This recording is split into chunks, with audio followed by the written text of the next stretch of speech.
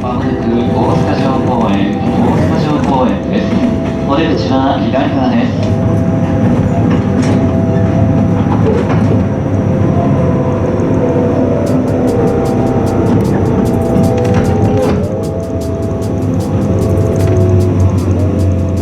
Hello everyone, this is going to be a short commentary on the Building Osaka Castle episode, in which we go over the details and hurdles we experienced while making this area of Osaka. This build was structured into 3 main areas. I did the outer area, Crumbs did the middle area, and Skippeth did the inner area, or the main keep of the castle. So what did you guys think of the build? Starting with the central island, I know you had some scaling issues obviously, because doing something on City Skylines is one by one is very complicated. Yeah, I totally agree with you. Doing something one by one, it's pretty hard in City Skylines. Well, I started with the front gate, the big gate. I don't know, it's the south, I think. Yeah, and I think I should have started with the north entrance to the castle because the elevation it was a little bit different than I thought. And because on the north part there are some stairs, lots of stairs, and different elevation for them. So after I did most of the castle, the interior of the castle, and I got to the end of it, to the north part, I figured it out. It's not good the way I did it, but we managed to fix it, and it went pretty good. But it was a super cool build, really. I love doing castles. I love visiting in real life castles, and I always do it with a big pleasure when it comes to a big monument, historical one. So it was pretty interesting, and lots of new things. And I used procedural logic a few times, and lots of trees there, lots of trees, which is a good thing because we can hide some some bad parts. But pretty cool. I found it super cool, and thank you for the opportunity to help you up building Osaka. Yeah, no problem, and thanks for helping out with this because the castle was actually really hard to do with all the varying elevations and stuff like that. Like in the beginning I laid out the kind of like the outline work, but over time that had to be adjusted a bit because everything was getting like off elevation from each other. But yeah, do you have any plans to see a real Japanese castle?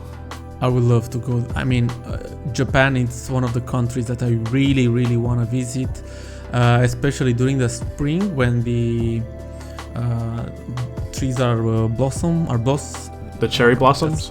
Yeah, cherry blossom, exactly. It's amazing, and I hope I will get there and visit most of their monuments, or at least the important ones. Depends on how much time I got. Crumbs McGee did the second tier. How was that build? I know there was like a lot of walls. I tried to help you out by speeding up the process of making all the walls around it, and that took longer than I thought. Yeah, there was a ton of walls because basically I had the most walls because I had the inner walls on the moat and then the outer walls on the outside. So I had basically double the walls, and you helpfully did some of the walls. I think you did maybe over 50% of the wall, so it left me time to detail other things. But like Skip said, there's real problems with height difference. Some things on the island just are way too different height compared to everything else, and it's very hard to get a grasp of that from Google Maps. Even using Street View to walk around, which there's a lovely street view all the way around the castle itself, it's hard to grasp where the topography goes up and down. So there were points where I was building, and then I look in Street View and build something, come out, look back in and go, oh no, this is on a completely different level to what I've built it on. So there are points where I did change some things to different levels, but mostly I hid things with trees. Trees hide everything, and it's so great to hide the differences in height from things, so you've never really noticed unless maybe you were looking around in first person camera. So over into this southeast corner, the Hakko Shrine and the Shudokan, which is like you're looking for like a building with a green roof. We managed to find one that is not exactly like it, but it helps. Oh yeah, the building with the green roof. There's actually a couple with green roofs, but there's a big main green roof building, which is a different shape to the one I used in the end because I ended up using another asset. But I sunk it into the ground using Move It, and then used roads and stuff to bring up the terrain around it, so it was more of a correct height. And it worked out quite nicely because one of the second roofs worked out as a door, so I could fake a door with props and make it look semi-passable.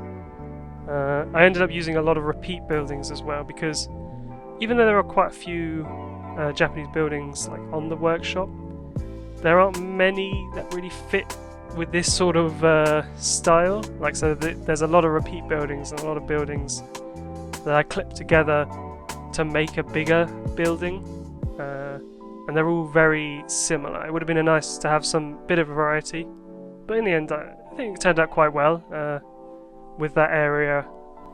Yeah, it's definitely hard with like the lack of Japanese traditional assets. I mean, like there's some, but then we had to like take stuff from like China and Korean assets.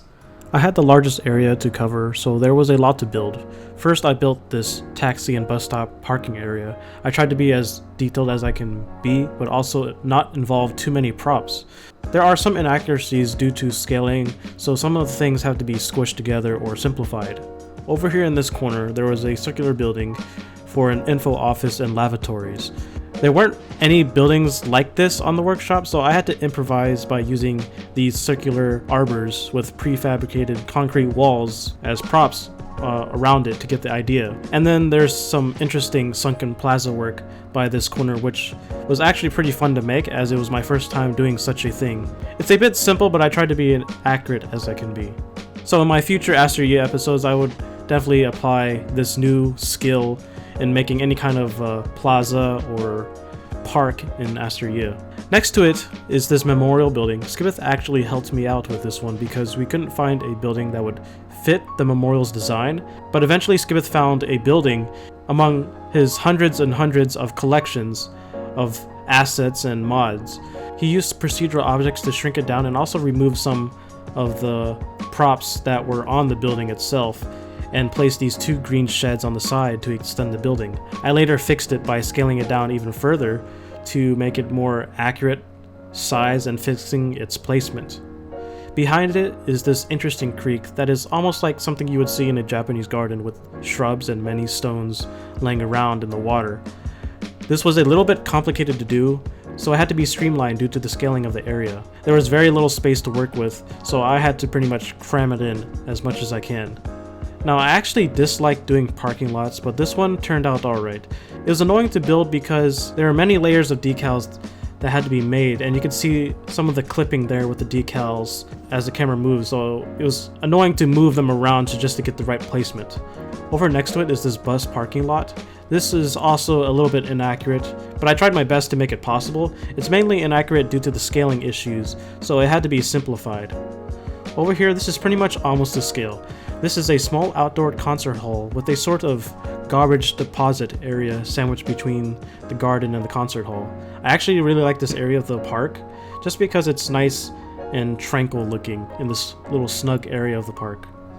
Going over to this side of the park, in this corner, there was a sort of abandoned building. I wasn't sure what it was, but it was gated and fenced off with vegetation overgrowth all around it, and with some trucks parked inside.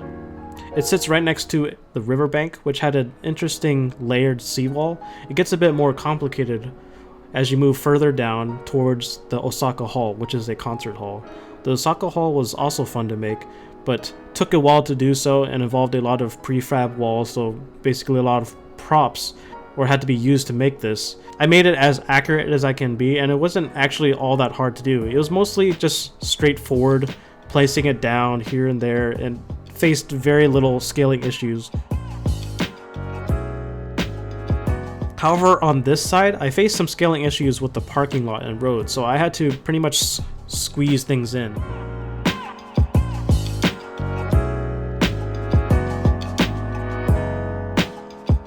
Over next to it is a large baseball field and a large playing park as well. And beside it is a sort of restaurant complex with a convenience store next to the Osaka Hall. So this is pretty much the whole park. We built it over a duration of 2 weeks, and I hope you enjoyed that slow tour of the park as opposed to the more fast-paced building video. If you haven't seen the building video, I will link it down in the comments below. So do you guys have any final thoughts? Well, as a final thought, I think I can say I'm curious to see who is going to join for your to help you out with the next project that you want to do here in Osaka. And it was super cool to take part here, and thank you so much for that, Yuttho. And well, wish you all the best and good luck with this project, and I'm looking forward to see every single video of it. I really enjoyed also being part of this project. There are obviously many things I would have done differently. It would have been nice to maybe have a bit more time. Around the holidays, obviously, everything's always rushed, but I still got most of everything I wanted to do. I would have changed things with elevation, obviously, but it was great. And I do want to see also the next couple episodes and who's going to be joining Yuttho in his builds.